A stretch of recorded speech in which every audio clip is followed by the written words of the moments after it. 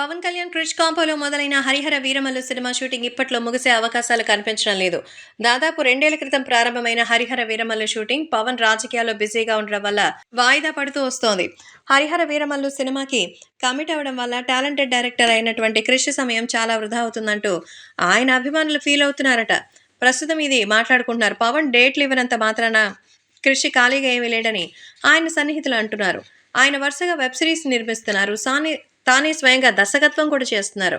So, ఇంకా కొన్ని వాటికి ఆయన దర్శకత్వం చేయకపోయినా, దర్శకత్వ పర్యవేక్షణ చేస్తూ కొన్ని వెబ్ సీరీస్‌ని రూపొందిస్తూ ఉన్నారు.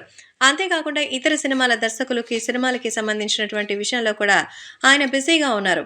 మరొక క్రిష్ 'హరిహర వీరమల్లు' సినిమాకి ముందు ఆయన ఒక కొత్త స్క్రిప్ట్‌ని కూడా రెడీ చేసుకున్నారు. మొత్తానికి పవన్ డేట్స్ ఇవ్వనంత మాత్రాన ఎప్పుడు ఆయన డేట్‌లు ఇస్తారా అంటూ ఎదురు చూడకుండా తన పని తాను చేసుకుంటూ వెళ్తున్నారు. పవన్ కళ్యాణ్ నుంచి ఏపీ అసెంబ్లీ ఎన్నికల తర్వాత క్రిష్‌కి పిలుపొచ్చేటువంటి అవకాశాలు ఖచ్చితంగా ఉన్నాయనేదే చెప్పొచ్చు. కాబట్టి క్రిష్ సమయం వృధా పోతుందని బాధపడక్కర్లేదు. ఎందుకంటే బాధపడేంత ఖాళీగా క్రిష్ లేరు గదా!